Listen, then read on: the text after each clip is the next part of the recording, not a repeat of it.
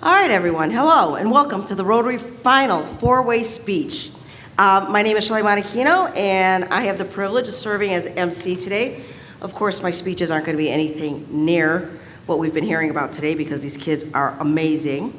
I am currently the president of our Rotary Port Summit, as well as the superintendent of this wonderful school that we are at.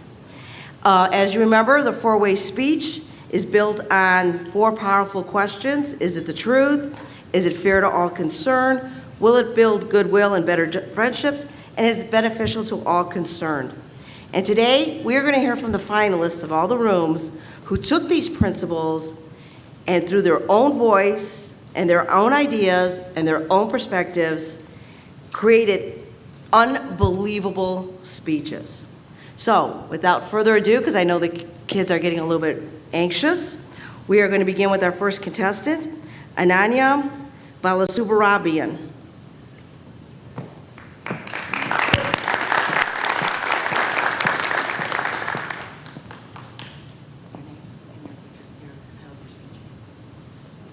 Hi everyone. Let me just turn this on really quick.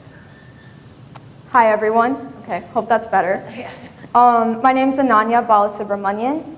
I'm from West Geauga, and I'm from the West Geauga Rotary. My name of name of my speech is The Everlasting Force. Who will be giving me time signals? Perfect. Thank you so much. Now my first word.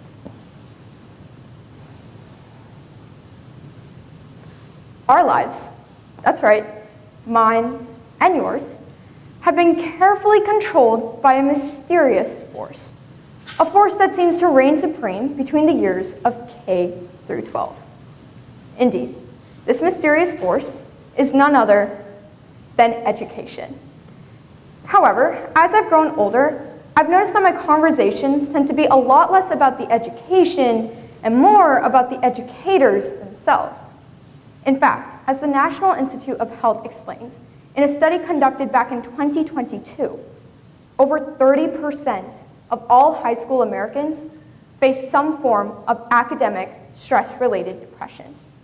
This reveals something endemic about our academic institutions.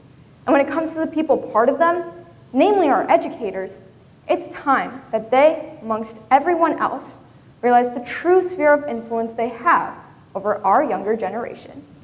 And so, in today's four-way test, we'll first look at the truth behind our teacher's mysterious force. Then, look at the equity of our academic institutions. Then, look at new structures that foster goodwill and build better friendships. Before, finally, looking at fixes that provide benefits for all. Mata Pitta Guru Devam, when directly translated, means mother, father, teacher, God. This saying has been instilled in me ever since I was a child, building off the cultural belief that teachers themselves come before the higher powers. This should come as no surprise, seeing as our educators provide us with a holistic experience, not just inside the classroom, but also outside. As the Rand Institute elaborates, when it comes to reading and math tests, teachers have 2 to 3 times more impact than any other school factor, including services, facilities, and even other leadership. This shows that teachers have the fundamental ability to create our foundations and instill confidence by promoting a growth mindset. I bet we can all relate to this in some way, whether it be that one teacher who made us dread stepping into their classroom, or the one that made us fall in love with their craft. Teachers tell us that by asking our first question today of, is it the truth? The answer is yes, because our educators show that who we learn from is just as important as what we learn in order to create a more transparent system for all. However, words without action will only perpetuate a faulty cycle, especially when it comes to lack of equity in our academic institutions. When we analyze the interesting social phenomena known as a teacher's pet, we'll see that first, teacher favoritism dictates social hierarchy, and two, there is something larger at play. As the UCLA School Mental Health Project contextualizes, Inside classroom biases have outside classroom consequences. Simply put, when a teacher favors one student over the rest of the class, it leads to an overall decrease in participation, a willingness to learn, and overall curiosity. So while it does depend on the extent to which this is done, and granted, teachers are humans too, meaning they're going to have their own preferences and biases, this form of discrimination often reflects something louder but more well hidden, relating to cultural, ethnic, gender biases that control all forms of our lives. This impacts a student's psyche, self-image, and even self-confidence. So when we ask our second question of is it fair to all concerned, the answer is a resounding no. And it's time we do better. Now, I get it. Without school, my life would look drastically different. I wouldn't have the friends I've made, nor the experiences I've created.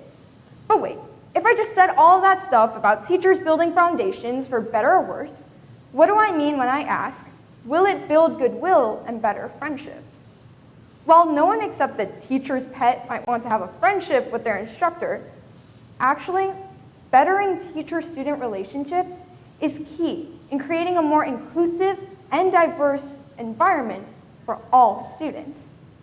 As the Harvard Center for International Development found in a study conducted 2 years ago, with the implementation of IATs, or implicit association tests, teachers and researchers alike found a 27% reduction in grade differentials across students from various backgrounds. This shows us that when teachers are made aware of their biases, they're also made aware of ways to counter them. So, the first step to fixing anything is to know it needs fixing. As we return to today's core issue of looking at teachers and their impact both inside and outside the classroom, it's clear that by spreading awareness, we can effectively counter simple biases and their often complex consequences. And when we ask our fourth and final question today, of is it beneficial to all concerned, the answer is that as long as we work together, not as teachers or students, but instead as people, the answer is yes, because we can create a better and brighter future for all together. Thank you.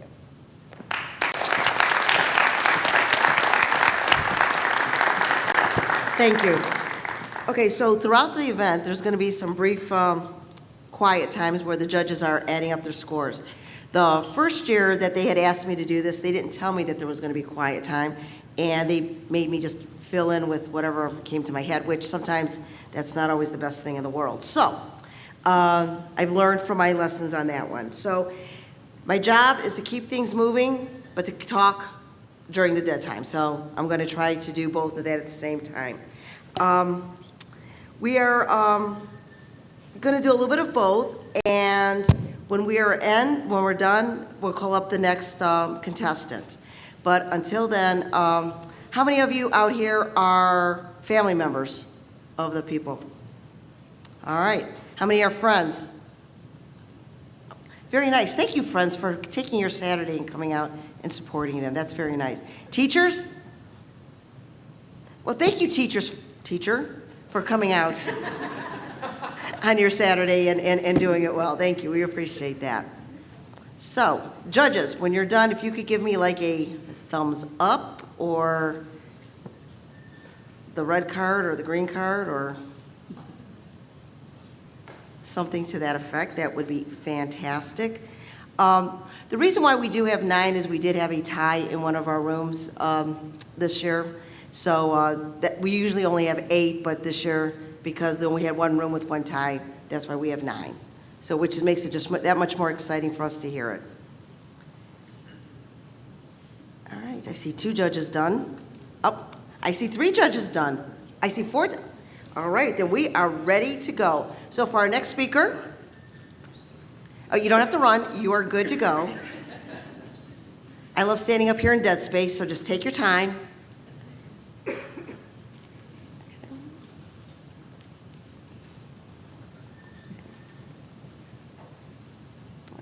So our second speaker of the night of the day, it's not yet, is going to be Lucian Ghosh.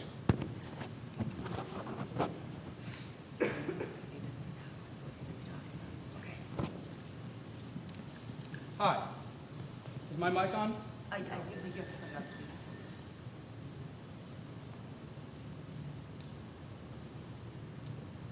Let's try it now.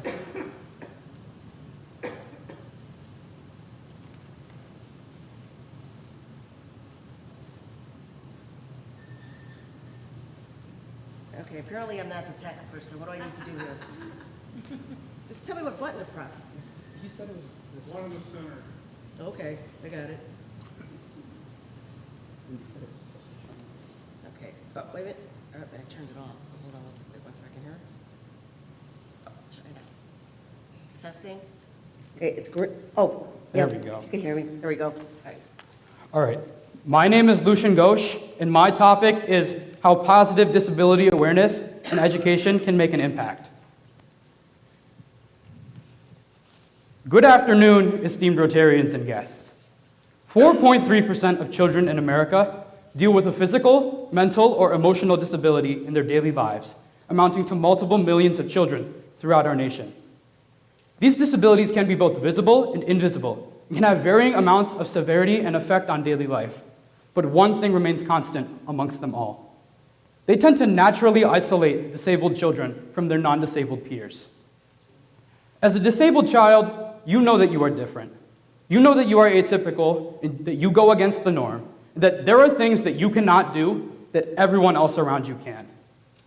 And because of this, many disabled children, myself included, tend to beat down on themselves and tend to tell themselves that they are lesser, that they don't belong.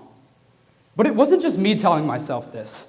It was the other kids around me too, making negative, hurtful comments about my disability. And while some of these comments came from a place of malice and hatred and spite that has been instilled from generation to generation in our youth, some of these comments came from kids who were simply curious and didn't know how to ask properly. And knowing this, I wondered, is there a way in which we can educate the kids who are curious and just want to know more, and alleviate the negative stigmas that so many of these kids possess in one fell swoop? And so, I believe that by introducing positive education about disabilities at a young age, we can do both at the same time. And I can use the four-way test to prove this. Point one, is it the truth? Yes, it's the truth. It's the truth because, as statistics show, in today's society, disabled children are twice as likely to feel socially isolated or left out than their non-disabled peers. For a long time, I felt socially isolated and left out. I felt as if I was being ostracized for something I could not control, something I was born with. And while my own self-doubt played a role in my feeling of seclusion, perhaps the greatest thing that made me so isolated was that so many of the kids around me had been told by their parents and their grandparents and their elders to be normal no matter the consequence. They had been told that being different was dangerous. They had been told that they needed to fit in or else they would not make friends. But this just simply isn't the case. Our nuances and our diversity are what make us human. They are the core of our human nature. And so, by teaching kids about differences in the form of teaching them about disabilities, we are making them more aware about the true human nature and about how our differences affect all of us as humans. Point two, is it fair to all concerned? Yes, it's fair to all concerned. The only thing that is being eradicated by teaching kids about disabilities is negative stigma and perception and stereotype that has hurt thousands of people for generations. And our disabilities as disabled people are not weaknesses. They are merely things that make us unique. I can do just about anything. Nothing positive will be eradicated by teaching kids about disabilities. Question 3. Will it build goodwill and better friendships? Yes, it will build goodwill and better friendships, and I can personally attest to this. As I grew older, I grew closer with a group of friends who did not shun me for my disability and instead accepted me for who I am. And as I grew closer with them, I learned the importance of accepting one another's individuality and nuances. In adolescent society today, so many friendships are made to try and fit in or to become popular. But these friendships will not last. These friendships are shallow. The friendships that will last are the friendships that are made between two individuals who have a mutual appreciation for each other and their differences. And so, by teaching kids to be more open-minded towards everybody's differences, we are making them inherently better at making these stronger friendships. Point 4, will it be beneficial to all concerned? Yes, it will be beneficial to all concerned, as it will make it so both disabled and non-disabled individuals will feel more self-confidence in themselves and will feel as if they are able to accept their own differences. They will no longer feel as pressured to try and change themselves, to try and fit in. Because there will be no need to, because differences will be normalized. And not only that, it will change our whole world. Because at the root of all positive change is a difference. A positive difference that we have taken and we have used to make ourselves better. And by teaching kids to be more open to differences and to nuances and to change, we are teaching them directly to create a future in which we are better, and positive change will allow us to become greater than we've ever been before. No decision is good unless it benefits everybody. And in this case, not only does it benefit both disabled and non-disabled individuals, but it benefits everyone. Rotarians and guests, I ask that you go home today and you teach the kids in your life to be more accepting and inclusive of everyone. Because by doing so, you are creating a world in which anyone, regardless of their ability, can feel included and accepted. Thank you.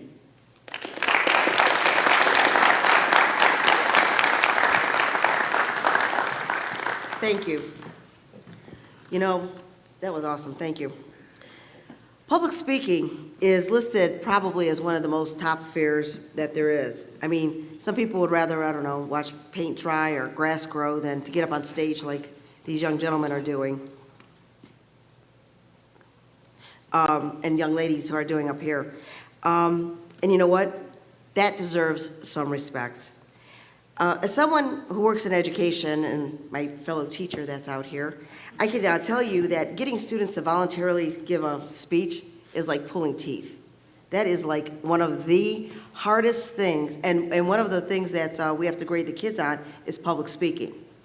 And to say you got to go up there and you have to talk in front of your peers, they would rather do, like I said, anything else. And, well, and usually, too, most of the kids try not to get called on at all. You know, they're the ones all sitting there. So the fact that we had, I don't know, what, 48 or 49 kids that came today. Rich, how many did we have? 42. 42? I was close. The fact that we had 42 that wanted to come up here and talk in front of everybody, that is just, it truly is just amazing. We're just waiting for the judges to finish up. Okay? Oh, you can turn on when you get up here. That's fine. That's perfect. All right, remember, judges, give me a thumbs up. I got one. You always have that one that gets done first. And then I see some judges using their fingers. Oh, I got two. Yep. Oh, they're overachievers? Is that? Oh, now they're making fun of each other. I love it. Okay. Oh, I got three. And we are now number 4. Awesome. So we are going to start with our third guest, our third speaker, and it's going to be Tessa Ritchie.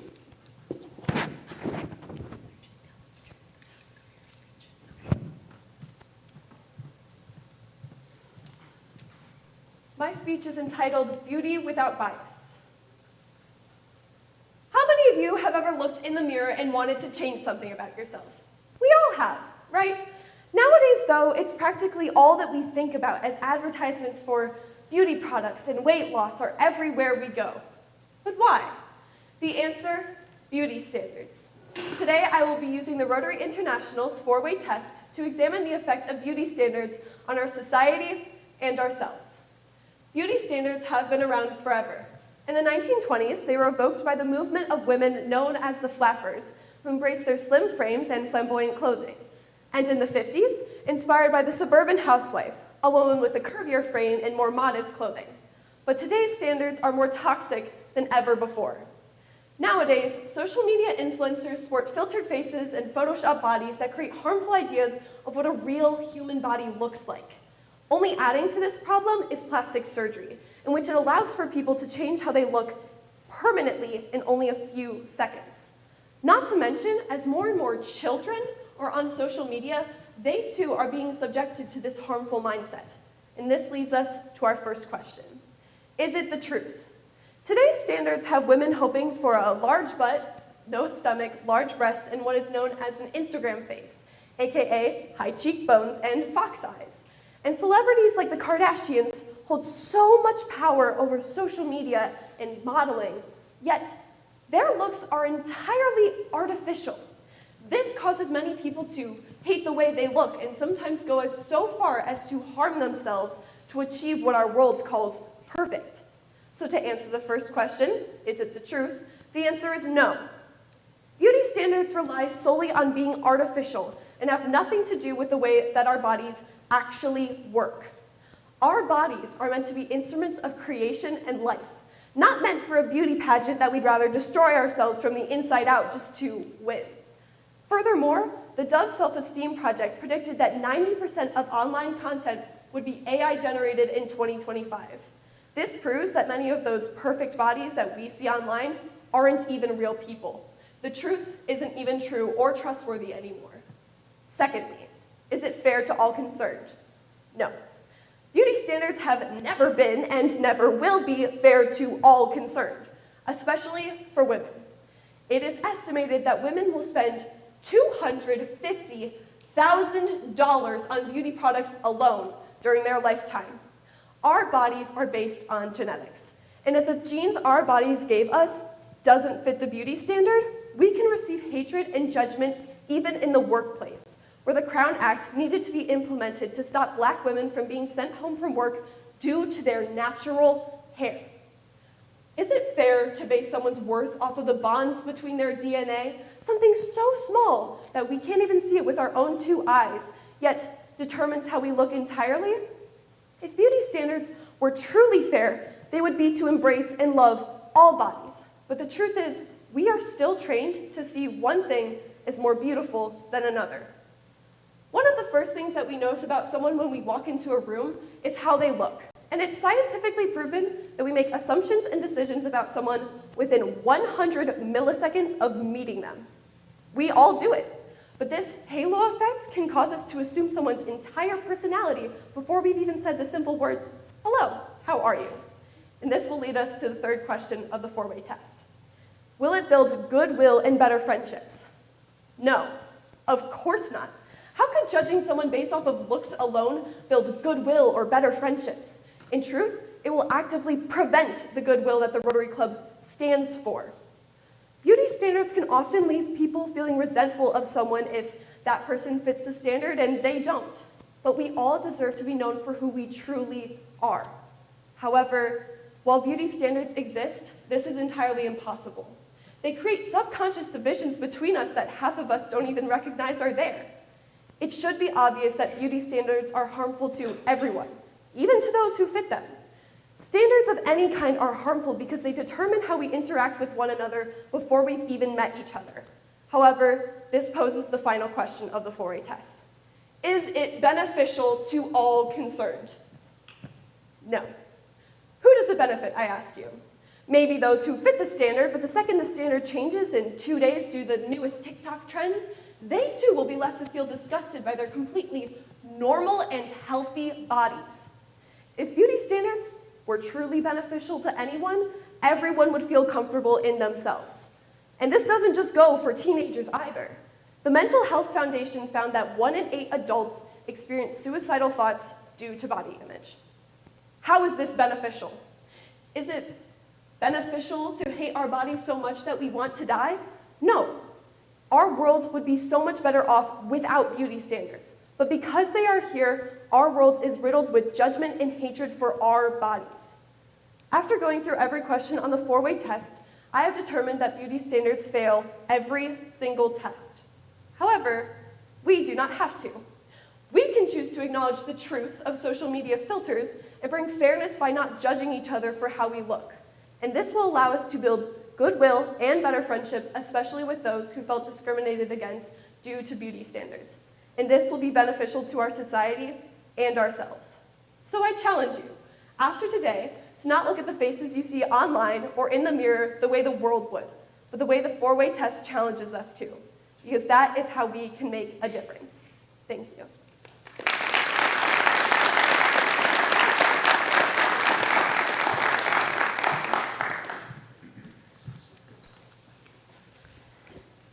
You know, one of the things that Rotary does exceptionally well is invest in the young people, not just academically, but, you know, leadership and character. Rotary values of service, integrity, leadership.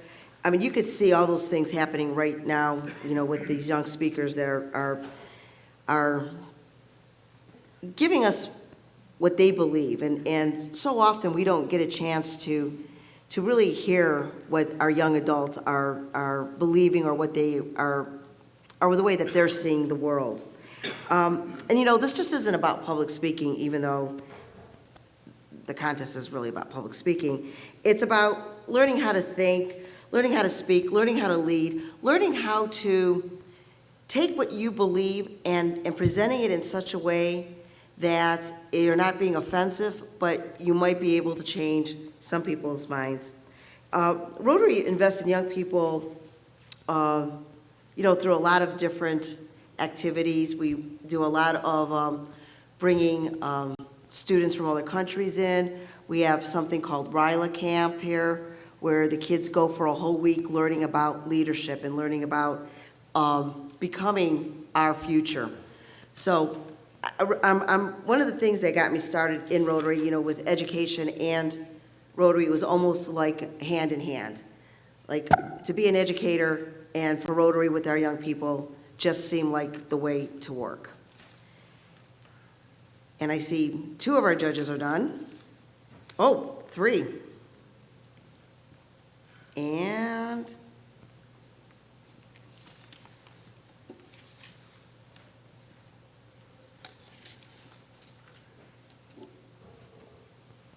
we're still, you come up here, honey. Okay, we're ready? So our 4th speaker tonight is going to be Joshua Jordan.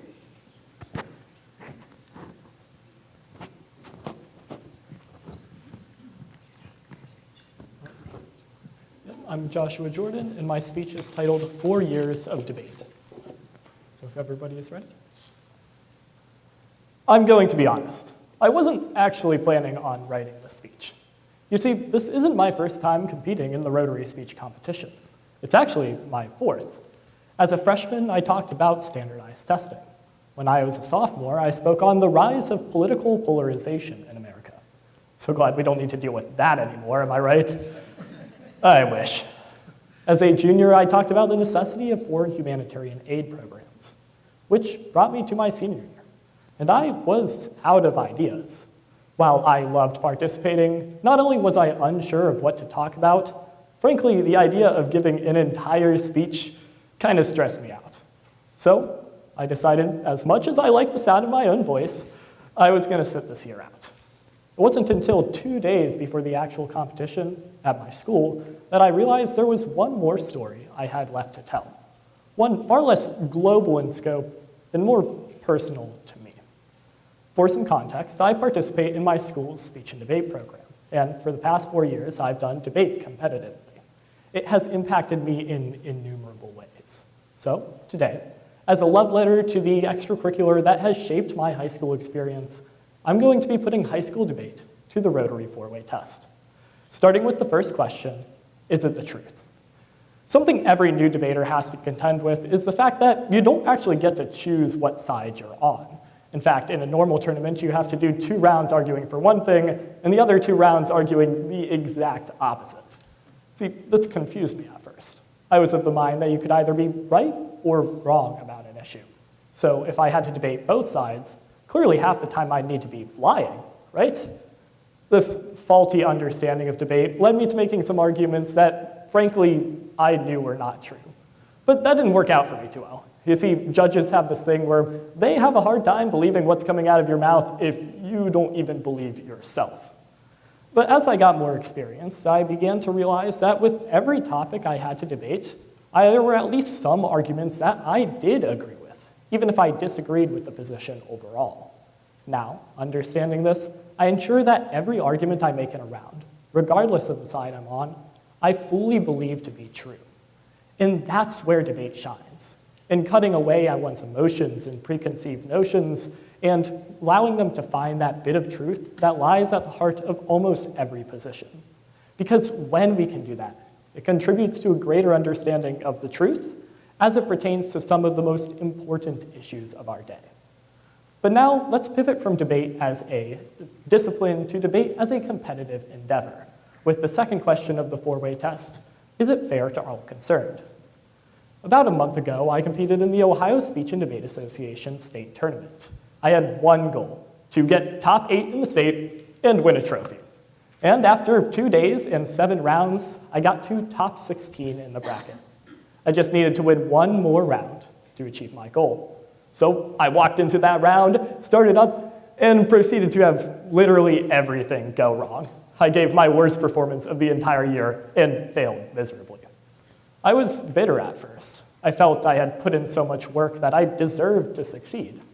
But as I thought about it, I realized so did my opponent. See, I had debated them a couple times before.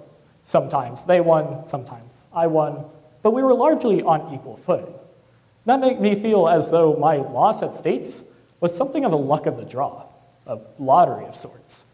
Now, I've been on the winning side of this lottery as well. When I qualified for nationals back in February, I knocked out 2 people in a single elimination bracket who I know deserve to qualify just as much as me. And therein lies a problem with debate. It's inherently adversarial, meaning one person's success necessitates another's failure. And when debate creates the conditions where 2 people deserve to succeed and only one can, it can never be truly meritocratic. So no, debate isn't fair. But for the same reason life isn't fair. Not everyone can be a winner.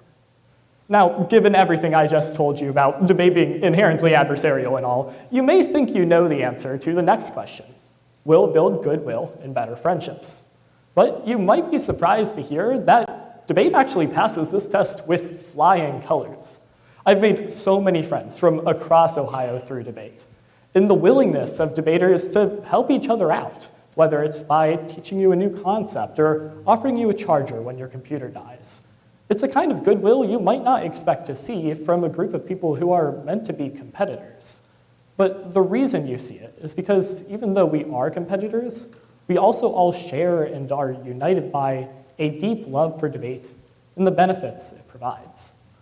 Which brings me cleanly into the last question of the Rotary four-way test, of this speech, and in fact, of my Rotary speaking career. But before we get to that, I'd just like to say, no matter how you end up ranking me in this round, truly, thank you for being a part of the Rotary and doing what you do.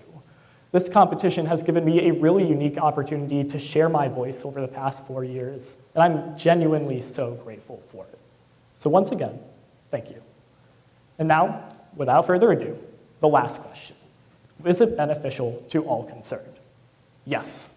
According to the National Speech and Debate Association, participation in speech and debate on average causes a 15% increase in personal appreciation and self-esteem, a 36% increase in reading test scores, and an 87% increase in analytical skills. But beyond the statistics, I can tell you firsthand, debate has not only done wonders for my confidence, it has taught me skills that have benefited me in almost every aspect of my life. So, to conclude, today we put debate to the Rotary four-way test.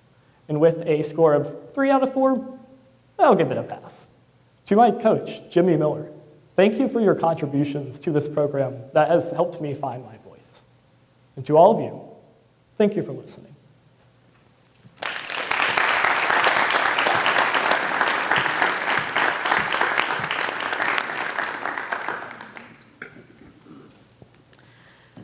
So Rotary just isn't local, it's global. There are locations of Rotary clubs anywhere from Mongolia, Iceland, Nepal. I'm going to say Antarctica, even though there's nobody there, but they have done different types of work in Antarctica. They've done projects, like I said, all over the world. Quick fact, there are 1.4 million Rotarians in the world. And that's a lot of people trying to do the right thing. One of the big things that Rotary really focuses on is eradicating polio. And that's one of the focuses that Rotary really focuses on. So I don't know, out there if becoming a Rotary member is something that you might be interested in, and you want to know if there's a Rotary club in your neighborhood where you live. If you go to rotary.org, you can look for clubs.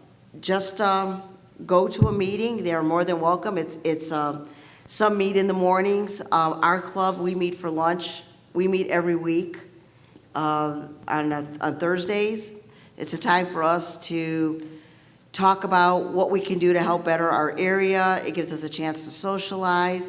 It gives us a chance to just, to get out there and say, okay, what is it that we can do? So if becoming a Rotarian is something that you are interested in, like I said, go to rotary.org and find a club. That would be awesome. And judges, I got 1 thumb, 2 thumbs, 3 thumbs. I got a shaking of a head no. We're getting there. And silence. Silence is a wonderful thing. Almost. Not that I'm putting pressure on the judges to hurry at all, but I'm running out of things to say up here. You good? All right, awesome. Now our next speaker is Eliza Kaur.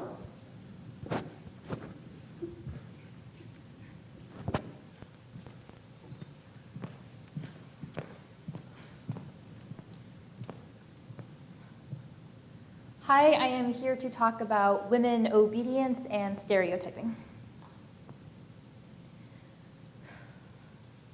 Hang thee baggage, disobedient wretch, I tell thee what. Get thee to church o' Thursday, or never after look me in the face. Speak not, reply not, do not answer me. My fingers itch. Wife, we scarce thought us blessed, that God has lent us but this only child, but now I see this one is one too much, and we have a curse in having her. This is the reaction of Lord Capulet from Shakespeare's famous play, Romeo and Juliet, when said man learns of Juliet's desire not to marry Paris.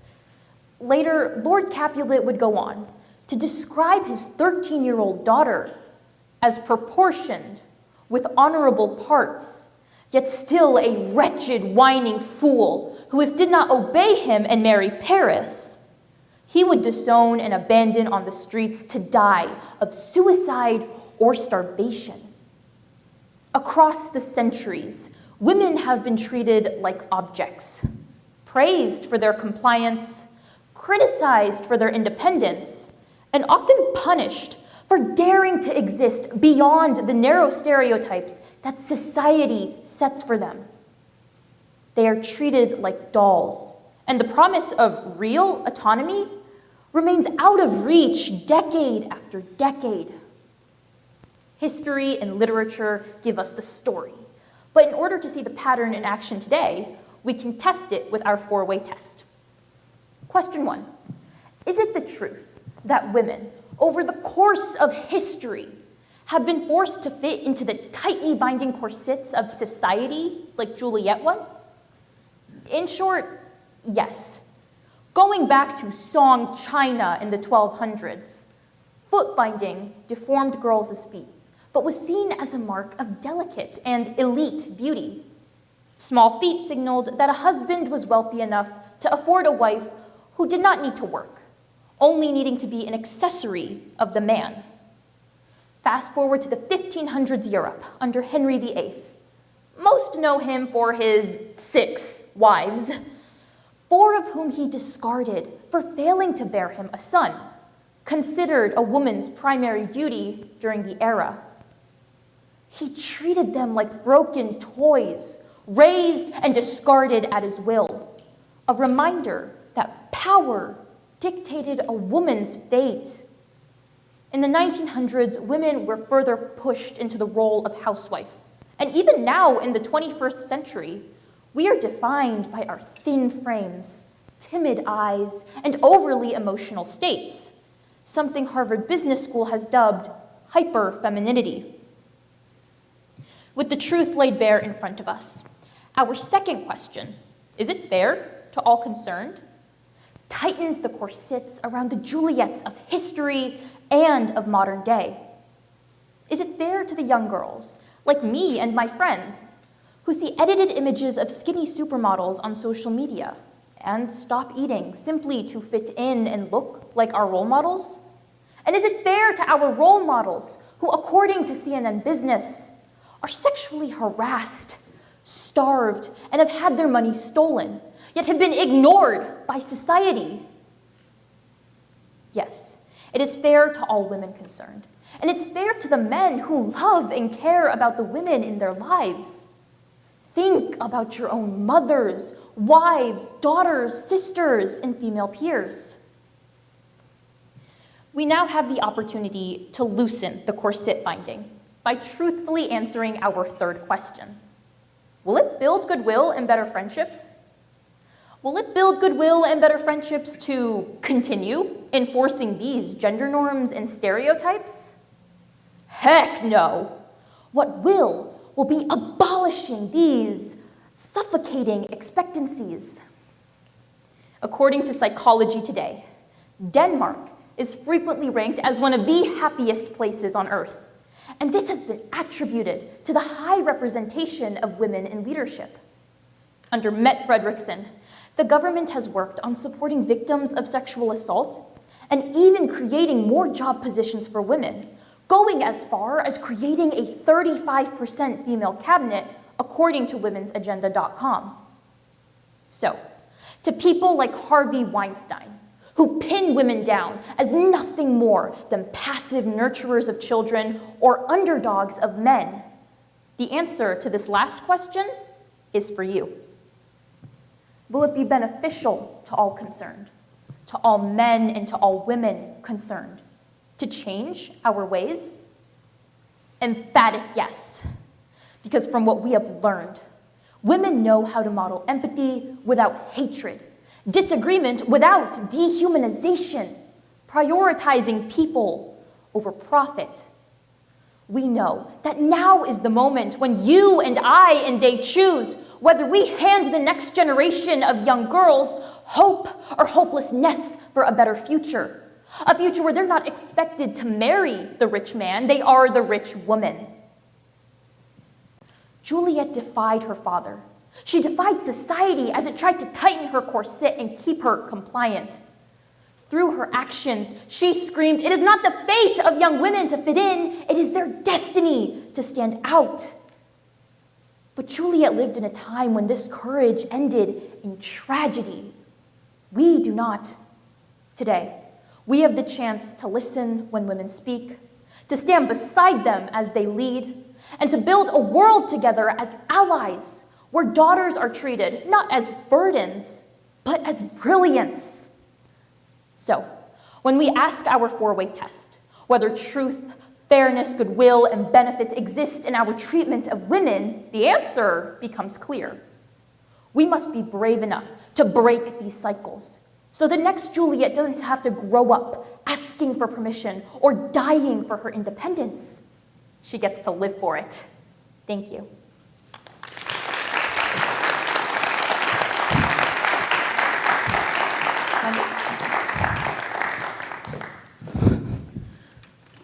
Wow. So I just got an alert, that there's a weather warning. I'm thinking, what are we going to have, tornadoes or thunderstorms or, no, we're having a freeze tonight. Just in Ohio, right? So, so if you've already started planning things, go out there and protect them because it's going to be cold. We're now halfway through our mark, and boy, we have just really heard some amazing amazing speeches. You could always tell when I'm watching you from back here, you can always tell when speeches are good because people tend to move forward a little bit, and I see some of you just like something piques your interest and you come forward and you're like, huh. So hopefully, I'm gonna tell you what, there's a lot going on and I don't envy our judges today at all. I mean, this is our 4th year of doing it here in Springfield, and every year I am just amazed with the amount of work that these kids go through to get these speeches done. So we have 4 more to go, so we are almost there.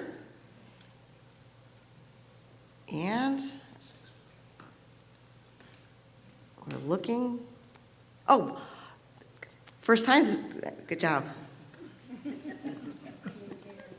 Good job. Okay. 3 out of the 4, and 4 out of the 4, awesomeness. So we are going to start then with our next speaker, and this is going to be Zoe Lefebvre.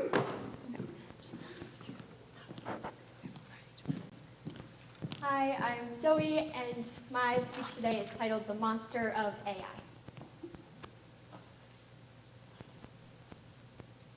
Picture a monster. What image immediately develops in your mind? Maybe a 9-foot scaly beast with dagger-sharp fangs. Maybe a slithering dragon that breathes fire. Maybe your monster has hundreds of eyes, covering its entire body. If you asked my 5-year-old cousin to describe a monster, he would draw it for you, since he loves to draw and he loves monsters. So much so that he's recently begun to explore other avenues of monster creation. But not your classic marker versus crayon debate. No, his new favorite is the wonderful world of artificial intelligence, where his imagination can come to life and nothing could go wrong. Right? Now, you've probably heard this tale before. Person uses AI, the world ends. It's a conversation that, unfortunately, we have not stopped having.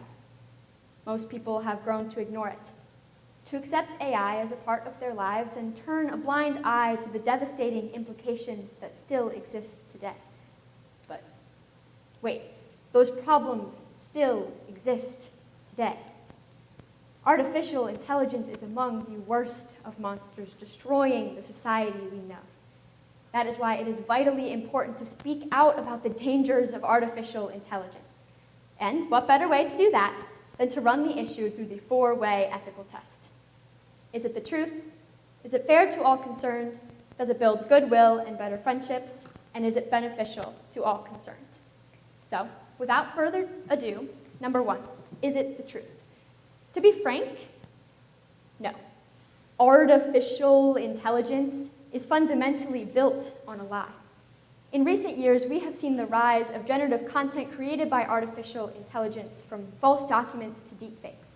This content plagues social media in numbers that have grown near exponentially. Time magazine in 2025 writes that reports of AI-related incidents rose 50% year over year from 2022 to 2024. And in the 10 months to October 2025, incidents had already surpassed the 2024 total. The prevalence of artificial intelligence has grown incredibly, and it represents significant threats. Cornell University talks specifically about AI generative content, or AIGC. They cite concerns, saying it is crucial to recognize that AIGC technology is akin to a double-edged sword. Its potent generative capabilities, while beneficial, also pose significant risks. This double-edged sword is continuously slicing the ties between reality and falsehood. So when asked, is artificial intelligence the truth, my answer is no. When millions of Americans are fooled every day by artificial intelligence, my answer is no. Question number 2, is it fair to all concerned? To answer this question, we have to take a look at the environmental implications of AI. The Harvard Business Review in 2025 says that the generation of electricity, as used in AI, leads to carbon emissions, which leads to social costs and premature mortality for locals. As a society, we are prioritizing technological development over the health of struggling communities.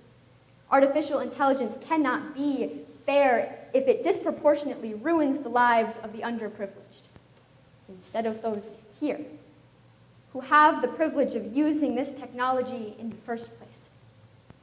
It is clear that something must be done to remedy the disparity exacerbated by artificial intelligence. So, next is question number 3. Will it build goodwill and better friendships? The New York Times tells the story of Sewell Setzer III, a 14-year-old boy from Florida. Sewell began speaking to an AI chatbot on the website Character AI, and he soon fell in love. He formed an emotional attachment to the bot and would stay up late in his room to talk to it. Their conversations would turn romantic or even sexual, and the bond he formed with the bot he named Danny caused him to become increasingly removed from the rest of his life. His grades suffered, he got in trouble at school, and he became completely detached from reality. On February 28, 2024, Danny encouraged Sewell to come home. And in the bathroom of his mother's house, Sewell shot himself in the head with his stepfather's handgun. So let me ask you, will artificial intelligence build goodwill and better friendships? As AI continues to improve, its capacity to harm improves as well. For the sake of our children, we must reconsider how we use artificial intelligence. Last but not least, number 4, will it be beneficial to all concerned? For a fourth and final time, the answer is no. My cousin, Finnegan, really does love to draw, and monsters are unfortunately his specialty. But ever since being introduced to ChatGPT, his interests have shifted. Instead of drawing his signature creature, he asks AI to make him a monster. And over and over and over again.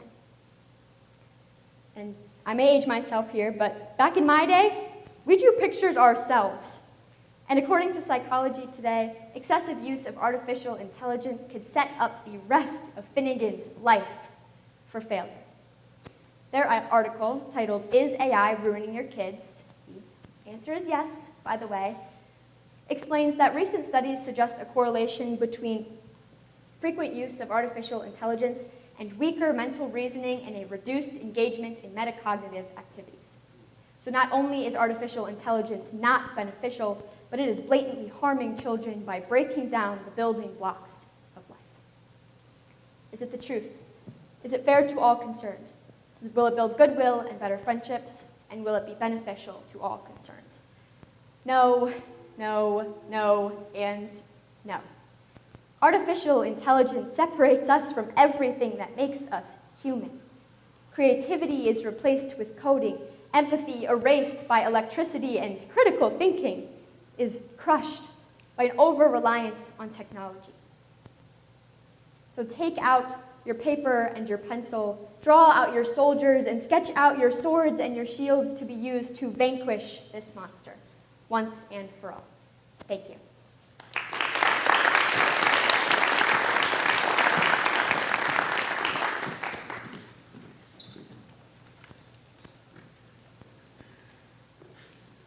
Wow. Like I said before, it's really amazing to hear our young adults what's on their minds and what they think. We always say that. I think we always have preconceived notions of what they're feeling or what they believe in, and something like this just giving us a glimpse into what their future is going to look like is truly just amazing.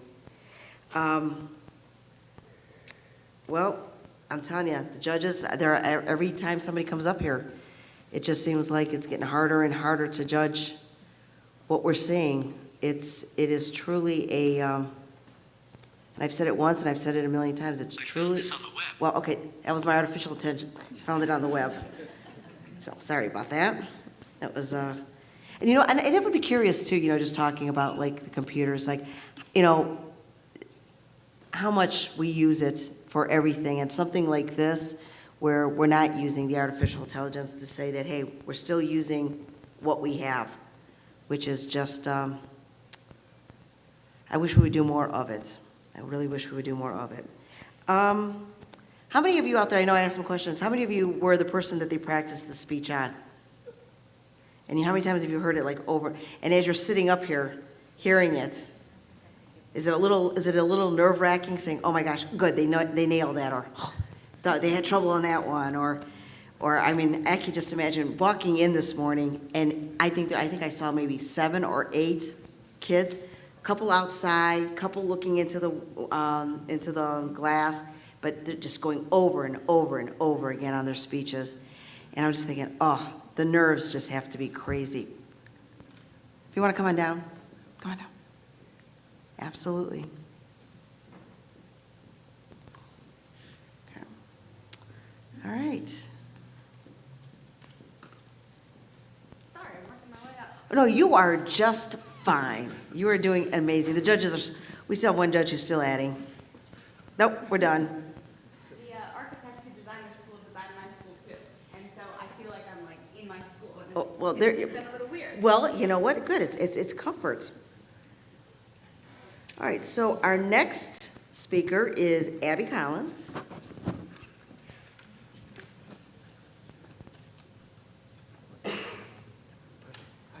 Hi, my name is Abby Collins, and my speech is called Perception More Than a Guessing Game.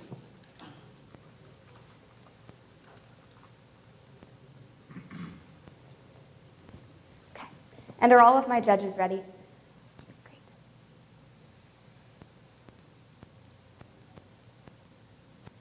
As a kid, I absolutely loved the riveting, high-stakes, strategy-based game, Guess Who?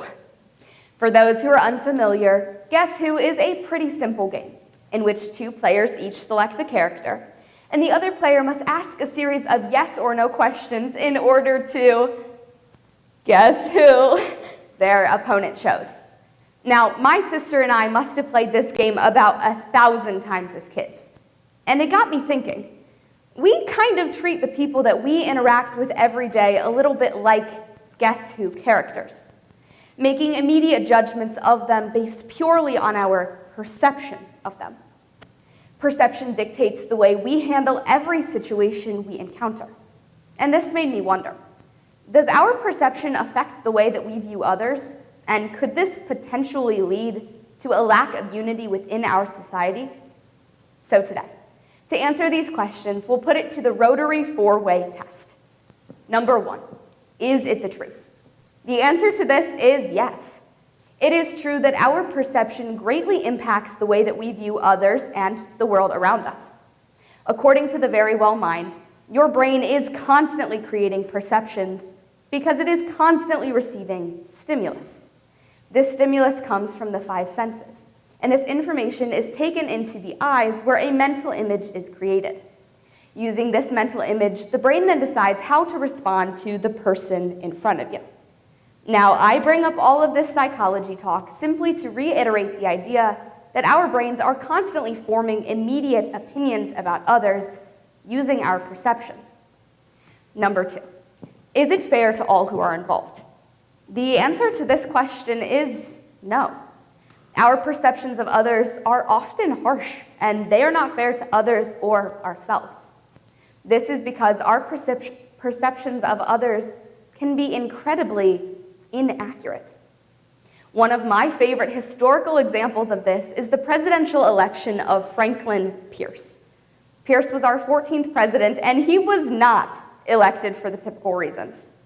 He didn't have a notable congressional career or even a law degree. But you know what he was?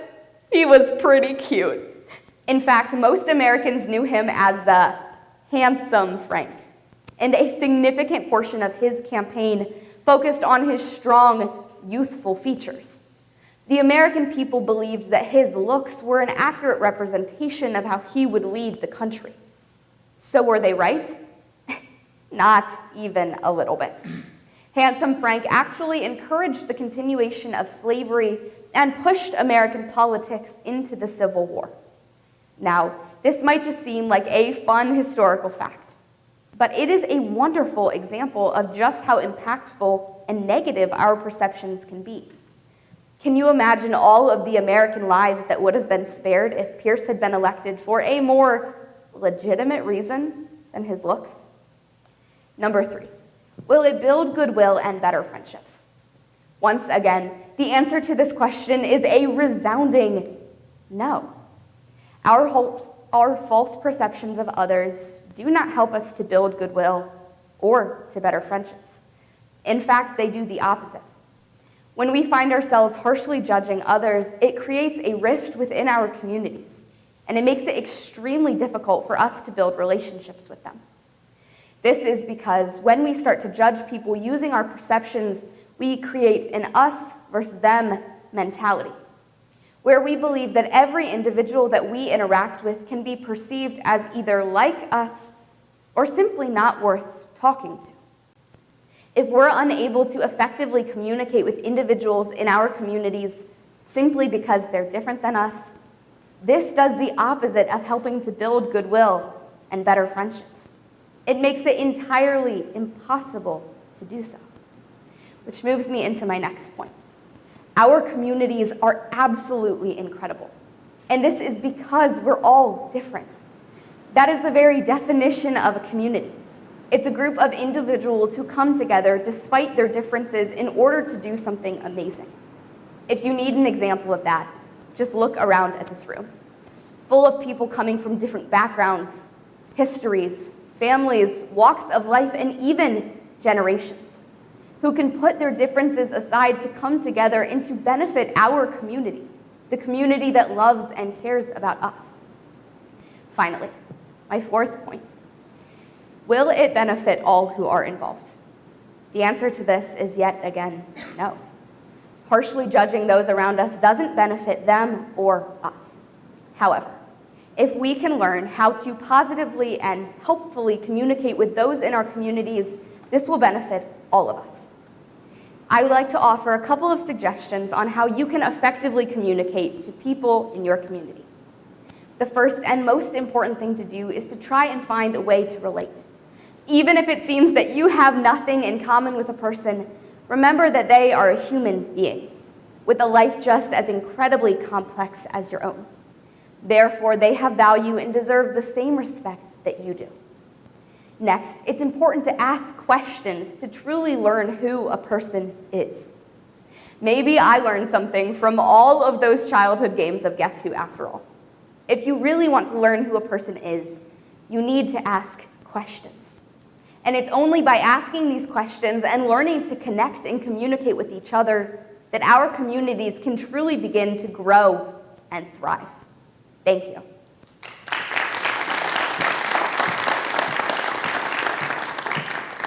Thank you.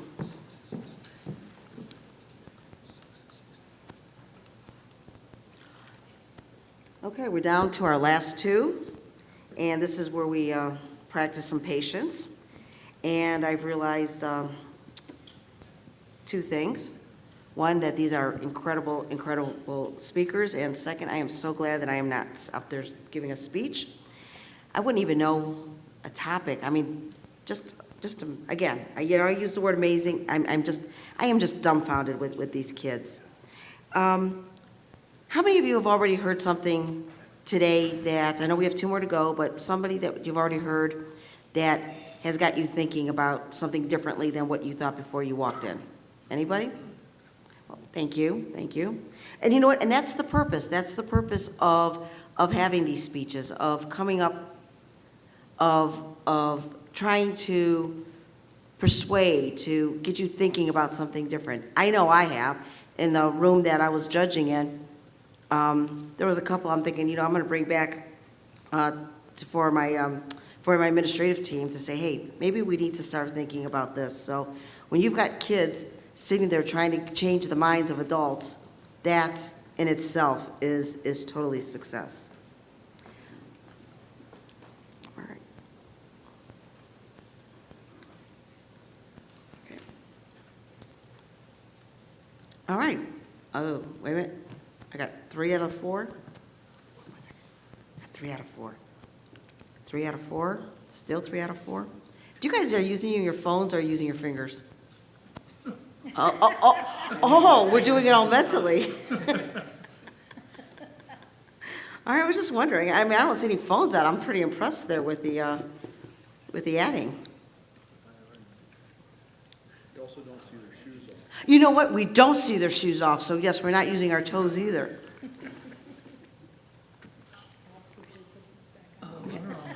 Okay. Are we good? All right. For our next speaker, it's going to be Kaz Badney.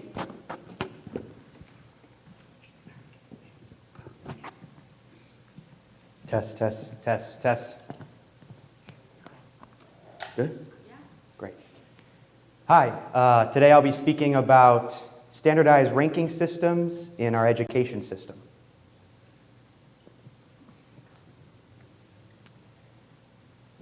What is wrong with kids these days?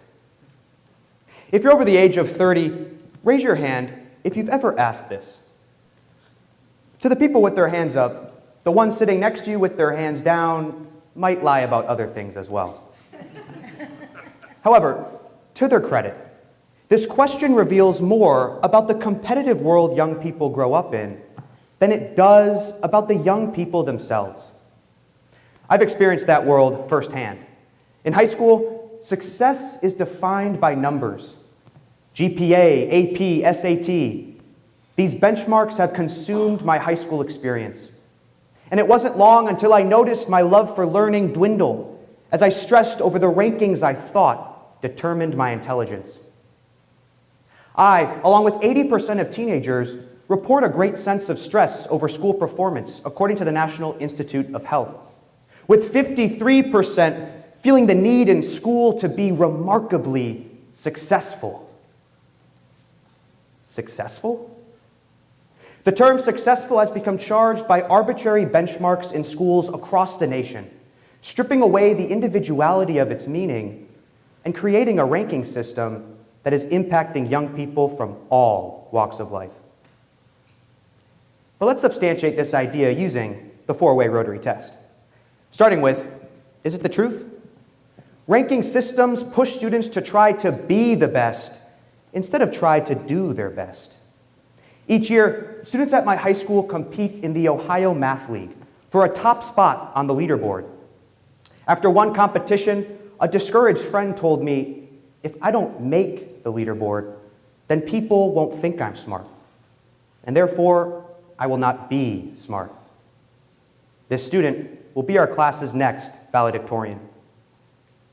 Ladies and gentlemen, the issue is not GPAs and SAT percentiles, but rather the way in which young people feel the need to capture their value in numbers instead of intelligence. The truth? Ranking systems are impacting the way young people view themselves, and they cease to nurture genuine intellectual curiosity. So, is it fair? No. Ranking systems create the illusion that intelligence relies on getting everything right, when often it's a product of being willing to be wrong. To demonstrate this, a study at the University of Cambridge set up a competition between top college students and kindergartners to build the tallest tower possible using only spaghetti noodles and duct tape. The kindergartners built structures 3 times taller than the college students. The secret to their success? Failure. Researchers observed that kindergartners built and rebuilt through multiple collapses. Meanwhile, the college students tried to find that singular best way to build the structure. But just like the tower, success doesn't work like that. And yet standardized ranking systems equate perfect scores with learning. Real learning, however, happens in the midst of failure. And a standardized version of learning trivializes its process. Therefore, standardized ranking systems are unfair, as they discourage our students from seeing the value of their tower collapsing and that precious rebuilding process that follows. Do ranking systems build goodwill and better friendships? In your opinion, what matters more? caring for others, or your individual success? A recent Harvard study asked 10,000 students this question. 78% said their individual success.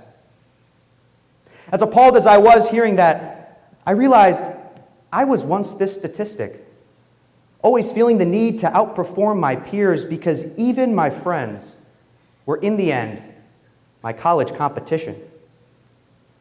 What if a transcript said more about a student's story? Instead of chasing letters and percentages, our young people would chase what makes their heart soar, leaving room for unconditional friendship and genuine goodwill to flourish. Would altering ranking systems be beneficial to all concerned? In a rapidly changing world, thriving depends on knowing who you are. A recent New York Post article titled "Gen Z Amid a Crisis" cites that 40% of New York City's Gen Z are already experiencing the effects of a midlife crisis. You see, after years of simply chasing top scores and top-ranked universities, young people lose the most essential question to their future. Who am I? Just as we value our students' effort, we must consider if the unrelenting influence of ranking systems is truly beneficial for the next generation of doctors, politicians, and teachers to come. The Rotary system guides our actions, but also our systems. The truth? Ranking systems are impacting the way young people view themselves, and they cease to nurture genuine intellectual curiosity, which is unfair, as they equate perfect scores with intelligence, diminishing the process of learning. Ranking systems weaken genuine relationships, leaving many successful on paper, but unsure of who they truly are and how they plan to contribute to the world. So, what is wrong with kids these days? Maybe the more productive question is, what is it that kids need these days? And it starts with dismantling the arbitrary rankings in our school system. Thank you.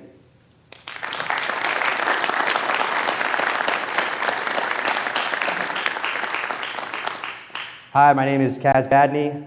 Bad knee like a bad knee.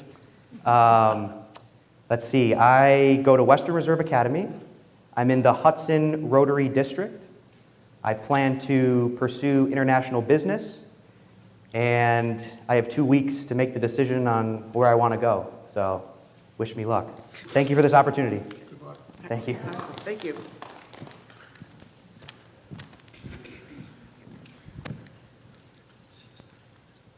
All right, down to our last one. It's going to get exciting here. You know, every student who stood up here tonight has already succeeded, not because of the rankings of what we just heard or the scores, but because they had the courage to share their voice. So we do appreciate that. And we're just waiting for our last person too.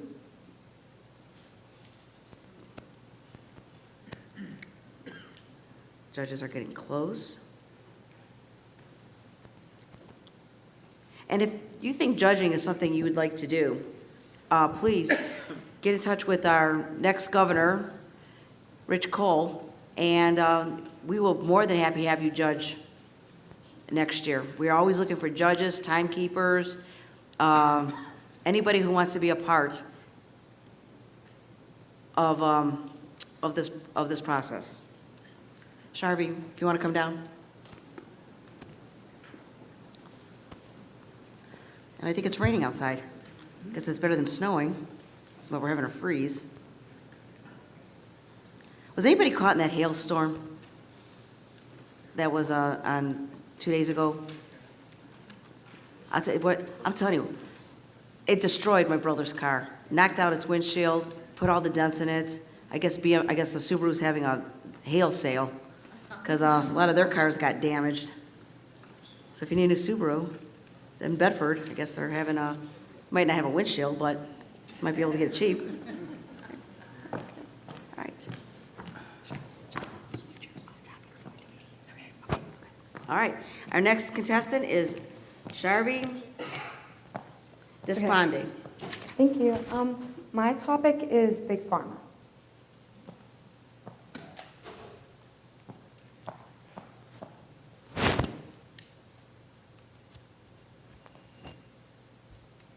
If you've ever seen a medicine commercial on TV before, you know that those ads are the ultimate liars. They usually start off innocently enough, talking about some new medicine that can cure all your problems. But the bulk of the words are in the last 15 seconds. Side effects include headaches, nausea, dizziness, diarrhea, constipation, fatigue, and even sudden death. You don't know if that medicine's curing your illness or just giving you a new one. At that point, why are they even advertising? Well, advertisements equal money. And money might just be what this whole industry is about.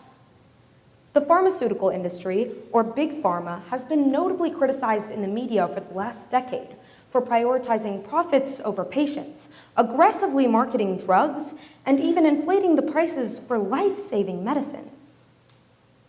But the modern medicine has saved millions of lives, making this issue an ethical debate. Using Rotary International's four-way test, we can break this debate down and analyze it in order to solve it.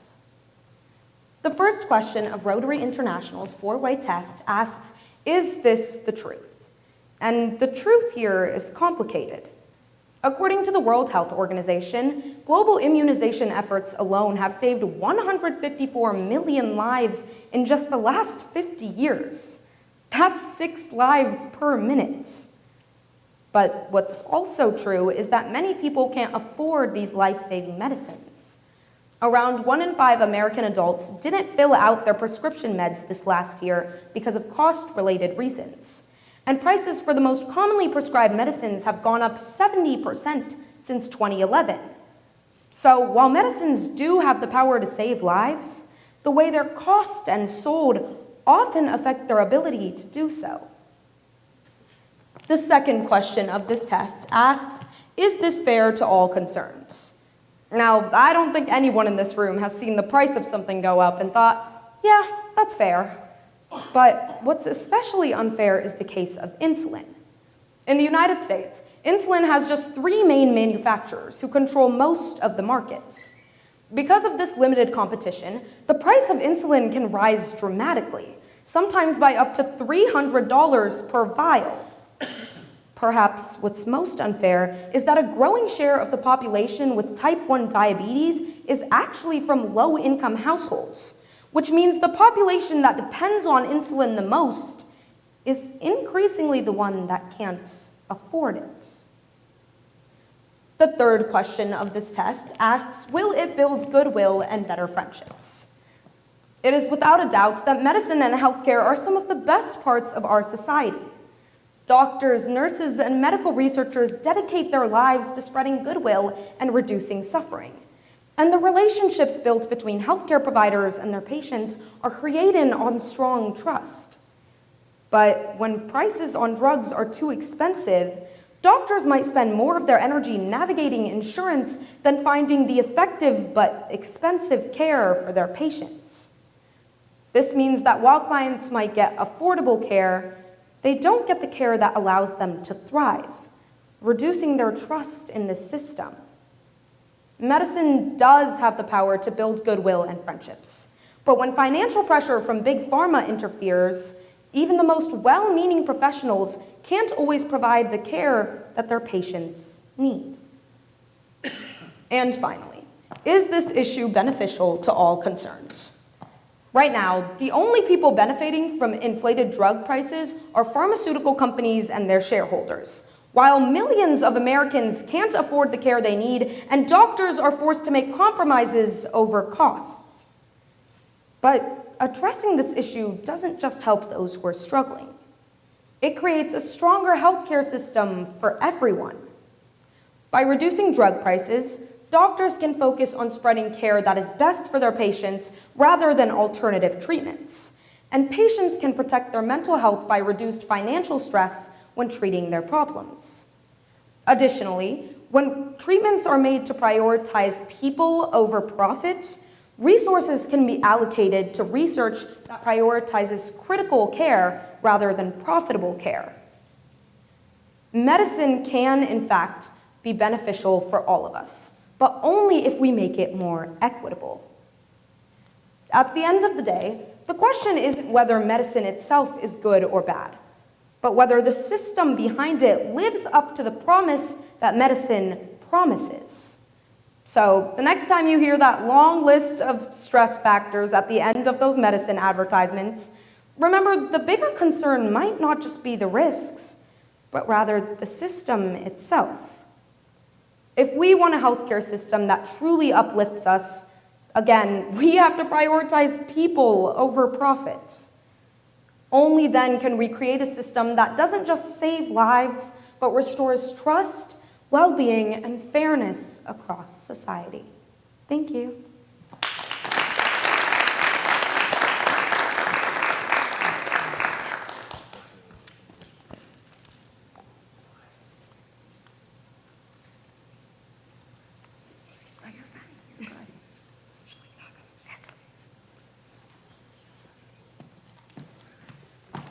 All right, thank you. If we could have our speakers come back onto the stage, I'd appreciate that.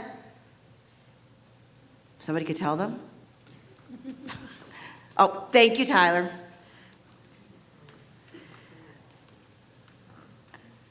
I know my two runners back there just looked at me. Oh, okay. Appreciate that, thanks. Sharvie, you could just stay here because you're coming back out. You're coming back down, so. Okay, should I not look you over? No, you're fine. You're fine. Okay. If you guys want to come back up on the stage, that would be great.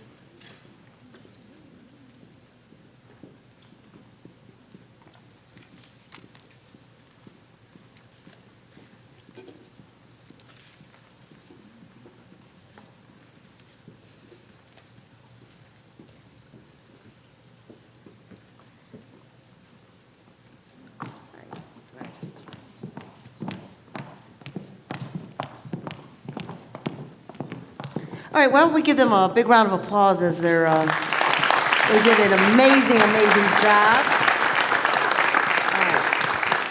All right, I'm going to hand you the little bit portable mic. If you could just tell us your name, what school you go to, what Rotary, I know you already did it, but you could do it again. No, you're fine. There's no mistakes here. And what you plan to, what grade you're in, and what you plan to do when you graduate from high school.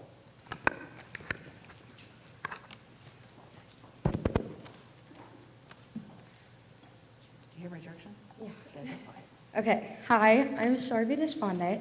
I go to Solon High School, and my Rotary chapter is the Rotary Club of Solon. I'm currently in 11th grade, and after graduating high school, I plan to go to college and major in public health and neuroscience on a pre-med track. Hold on, before you go on. Judges, do you want to meet somewhere?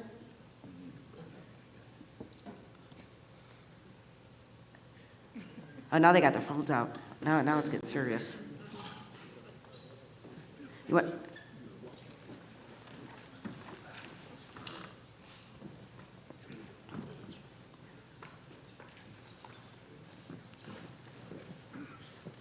You want to just come up this way?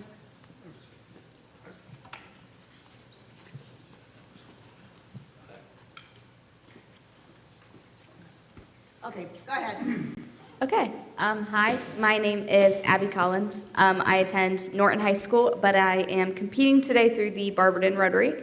I'm in 12th grade, and I am committed to Cedarville University, where I will study economics and minor in public policy, and then I intend to pursue a career as an attorney.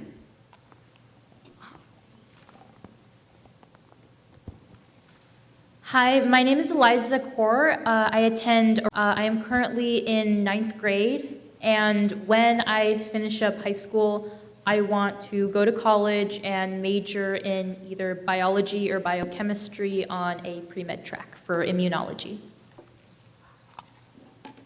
Hi, I'm Zoe Lefebvre. I go to Kenston High School and I'm here with the Chagrin Valley Rotary Club.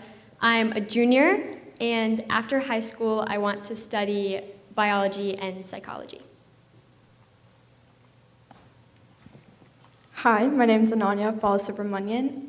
I go to West Geauga High School. I'm here through the West Geauga Rotary, and when I grow up, I'm kind of still deciding, but I'm interested in molecular biology or econ.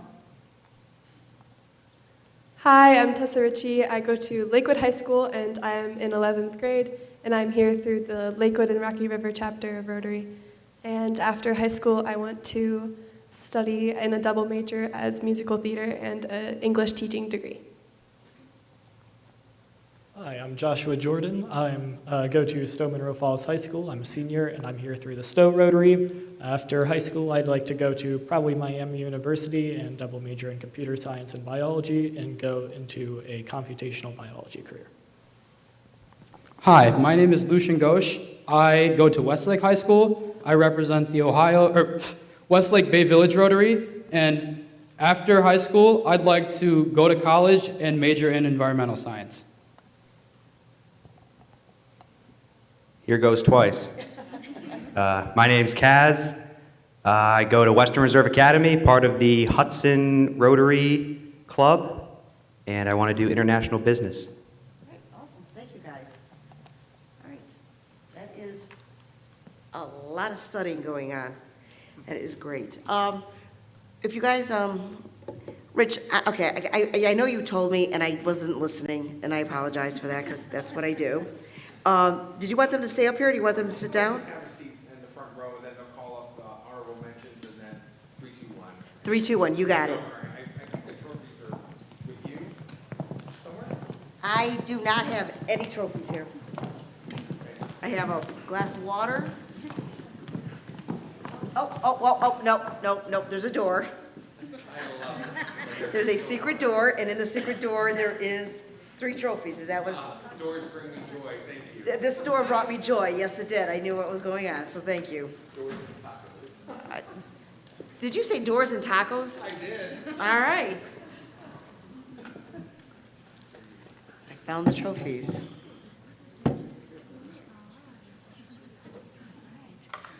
So while we're waiting for the judges, I just want to spend this time just to thank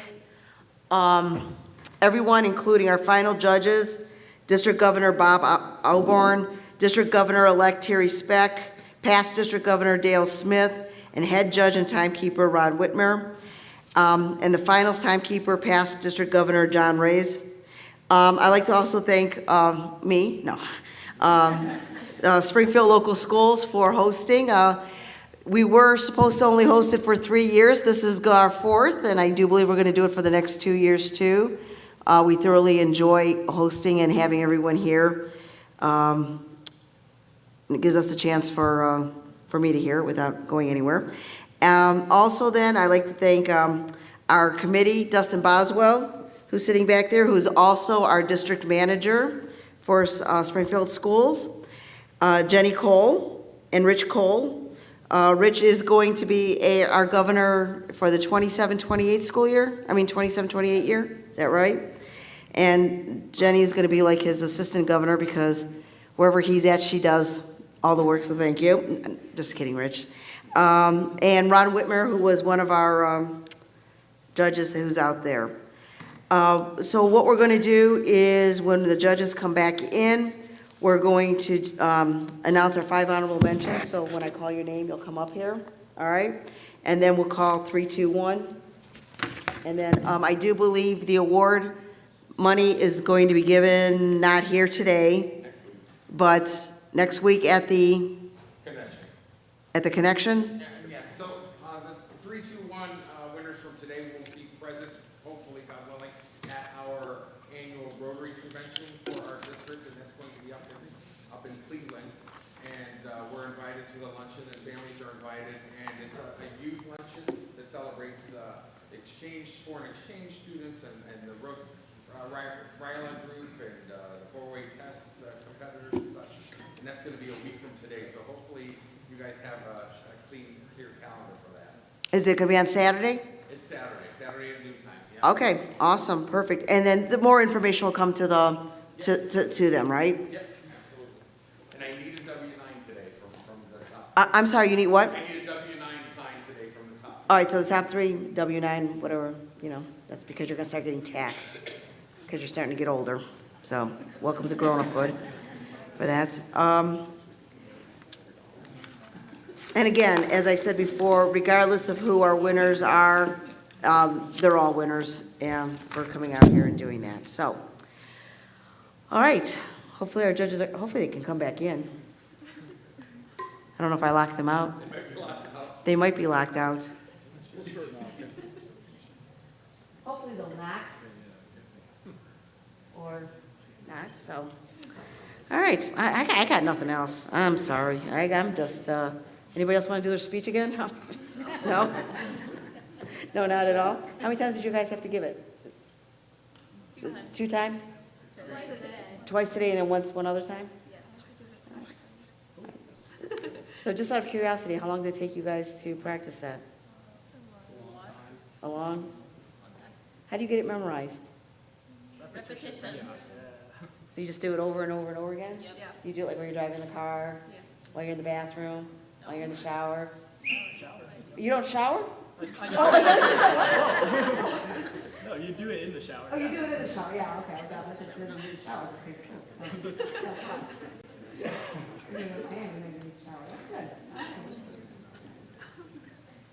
How many of your friends know that you do this? How many of your friends did you do it from your friends? No, kind of. Kind of? I mean, my friends were at the original Rotary competition. Oh, so they heard you? My teammates. Oh, that's good. How many of you are in debate? Speech, but yeah. Oh, I'm sorry, speech. How many of you in speech? I mean, you do, you do debate. Competitive, right? That's good. And you're a freshman? You gonna do it again? Yes. He did it 4 years. Yes. How many years this is your first time? You never got it. You did it once before? You? Did you? This is your third time? Wow.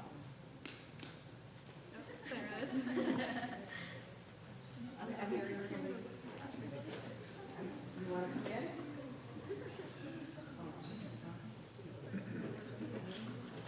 Sorry. Thought we were going to get an answer, but we weren't. No, but we did unlock the door for them, so they can come in when they're ready. So I'm going to guess it's probably pretty tough for them, because you guys were all just awesome. You guys are just awesome. Are you going to do the speech again for anybody? You going to do the speech again, or are you just done with it? Hopefully they're all gonna do it next week. What? They get to do it next week. Oh, they get to do it next week. One The of them's winners? gonna get to do it for $1,200. Heck, yeah. Oh, they don't win that this, for today? Well, they get their check next week Oh, okay. But, they're just doing it just to redo it? for lunch, Oh, during the lunch. But they gotta speak, get their lunch? You guys don't speak, Tony, sorry. Okay, yeah, it was kind of like the same thing. You had to do your speech before you got lunch. Absolutely. Well, we're glad you guys did it. We're glad you guys did the time for that. Great plans for going out to dinner then tonight afterwards? Want to hear what I'm doing? Oh, no, I would love to hear what you're doing. Please share. Because then I don't have to talk. In 1 hour, In I 1 have hour? to be liked for closing night in Greece. Really, and what character is it? Jan? Who's Jan? Yeah, good question. I mean, you say Sandy, you say Rizzo, or, She's the weird one that they all make fun of. I have a really great time because they all have to be like cool and pretty, and I get to do whatever I want on stage, and nobody tells me I can. Jan, so, okay, was she a character in the movie too? Yeah, I have ugly pigtails, Okay. and in the movie she sings a song about brushing her teeth. It's great stuff. All right, awesome. That's why she wants to get this done first. I'm a little bit nervous. What time you gotta be there? Well, 3:30. All right, where do you live? Aurora? No, where do you No, live? I'm Aurora. You're Aurora. I go to Norton. Oh, okay, so you're not too far. It's not like you're up in Westlake, No, it should be where okay. it's gonna take a Little bit. little bit of time to get up there. Like an hour. Yeah. I originally thought this was in like Springfield, Ohio, not like. Well, okay, in all actuality, there's 5 Springfields. Oh, in Ohio? Yes, yes. Yes, yeah, and we get confused all the time. So like, we'll get things delivered to us, and it's not, like, they even had a parent call me one time and start complaining about a teacher. I'm like, well, school, dude. Try to tell you about it, so. How does this school work with it being both a high school and a junior high? So the hallway that you were in, that's the 7th grade hallway, and then right above it is the 8th grade hallway. So they just pretty much stay in that area there. Then the other 2 hallways are the high schools. The junior high has their own gym, and then the high school has their gym. They eat lunch separately, and then the only time that they really are combined is when they come down. This is our music and band hallway, so that's really the only time. I was so interested because I didn't know that there was any like places that had it combined. Actually, there's quite a few, Kyle Hall, which is right over, they just combine theirs. So they're combined, Do you have 6th grade? no, 6th grade still be elementary. So 6th grade still be recess. Right? I didn't. I feel like I had to wake up before high school. Exactly. What should be? Nap time. I think, I agree with you 1,000%, and I think, you know what, that's why, you go to Western Reserve, right, so you don't go to Hudson, right? Yeah. Anybody go to Western Reserve? No. I mean, they did a huge study, they changed their time. They had to start their elementary food, then their high schools, junior high school, they just stayed there, right? And they had to do that. So what do you, I mean, so you go to Western Reserve, what? Oh, you do live in Hudson. Oh, okay, you live in Hudson. Yep. What made you go there? My mom worked there. That's a really good gig. Oh, yeah. It's a good gig. That's a really good gig. Absolutely. Which is even better.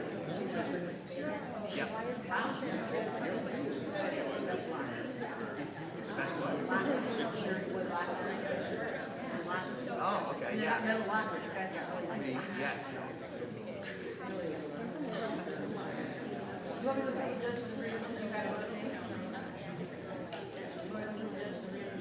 Yeah, actually, probably like, I don't know. You got nap time? It's free? No, it's okay. I'm not too worried about it.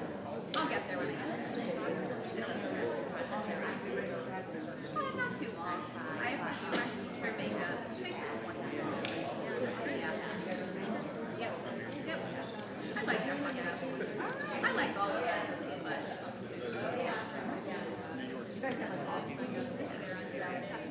So we do this version, which is an adaptive script. It's a little less classic and all the yeah. Well, Grislight is still in it. It's some really hard changes. Yes. Yes. We actually sing the Broadway version, which isn't as inappropriate as the movie. But yeah, and then we have some like added stuff. So it's not just all the part of Broadway. Yeah. Excuse me, did you say other?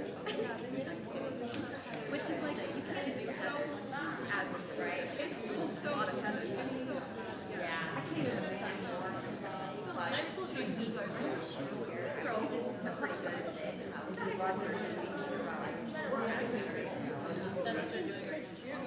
I can tell them I don't have today. No, I asked them if they had something. Are you in it? Were you in it? What did you guys do? Newsies, nice. That's an old one. What do you play? I played, he's sort of a side character, his name is Mike. He's like a paper push. So he like passes out. Did you have to sing? No, I sang at the very end, like we were out bowing.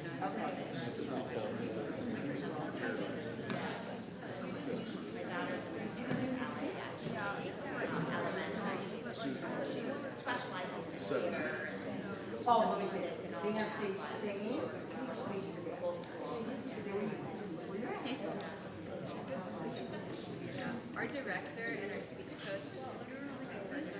So I joined speech because I thought I'd get better parts to play. And now I get look at you go. now I get pretty bad parts to play. Right. It's a win, but it's an off. You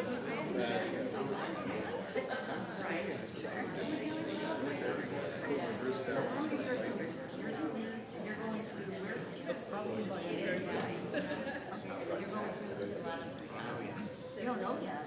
Yes. You know what?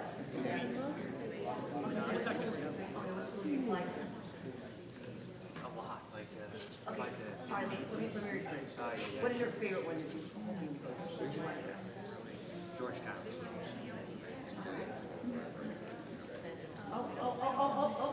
Wait, you're putting, is it ready?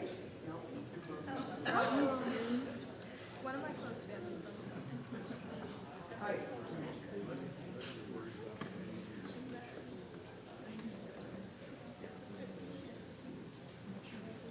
Well, I think you say it's short. Yeah, Bob's gonna say a few words. I need a lot of things.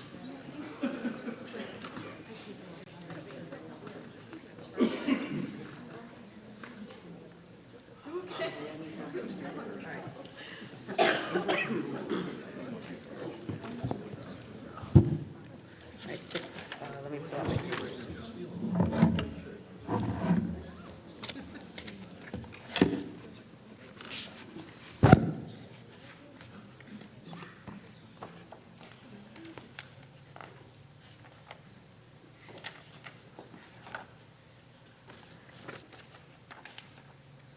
All right, let me see. These Well, names. okay.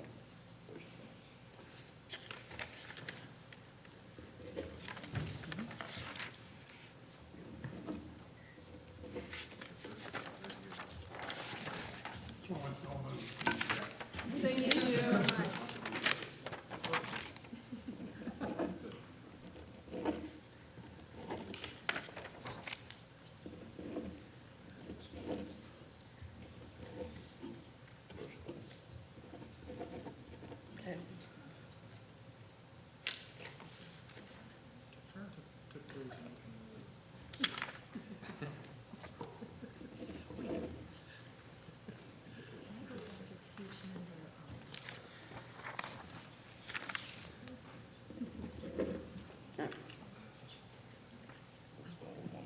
One more time? I just want to make sure, with my eyes on it, Okay. show me who you have first. Correct. Okay.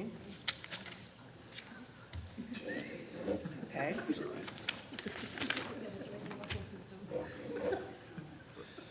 Am I good? All right. I love when I'm being double checked. Okay, so before we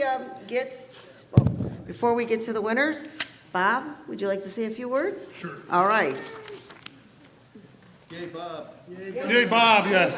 I got a quick 45-minute speech to give because I've been so inspired by our great speakers here. But thank you very much. I'll tell you what, today was unbelievable. I mean, you guys are the best of the best. And the only bad part about it is having to grade. And I'm telling you, I wish I could give you all first place, but I don't have that kind of money. So I'll tell you what, for the Rotarians that are here, please come on Saturday at the youth luncheon because we get to hear the three first, second, and third place one more time, and it's a great thing. I tell you what, it is actually the favorite for all our Rotarians and the most attended is the youth luncheon. So anybody wants to go, and all you have to do is register. You got till midnight tonight, and if it's tomorrow and you figure you want to register, give me a call. We'll still get you in. So thank you very much for being here. Thanks to the judges and everybody for supporting our great students here. All right, we're going to start off with the honorable mentions, and this is not going to be in any order at all. So our first honorable mention will be Joshua Jordan.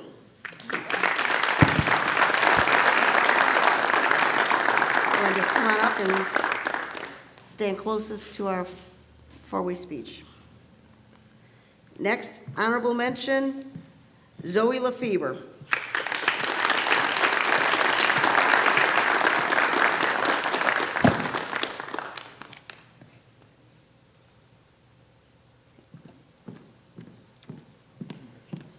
Our next, Abby Collins.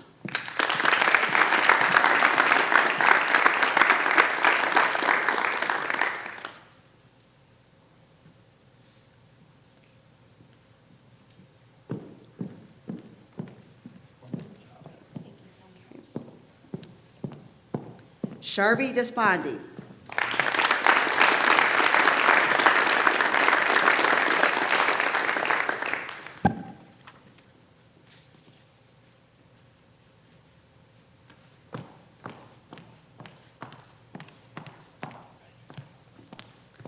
Ananya Balasurbo. Oh my God, I was practicing it.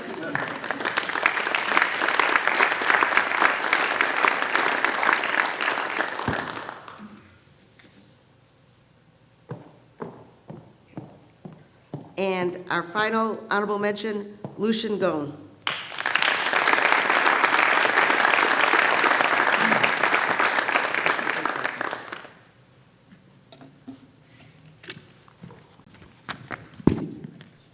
All right, now for our top three. In third place, Tessa Ritchie.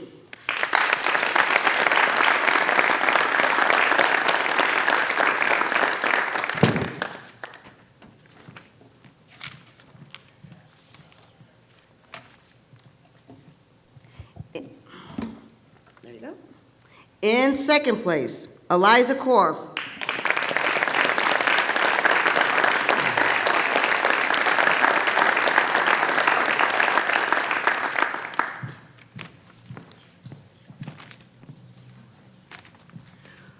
Which leaves you, Kaz, for first place. Kaz Badney.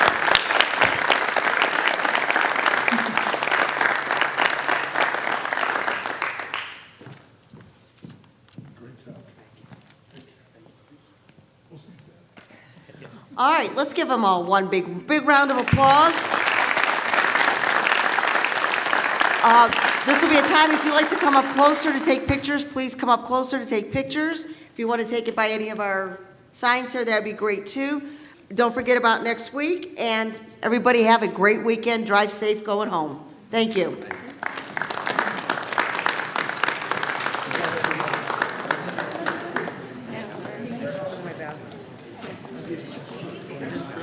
Yeah, it was really good.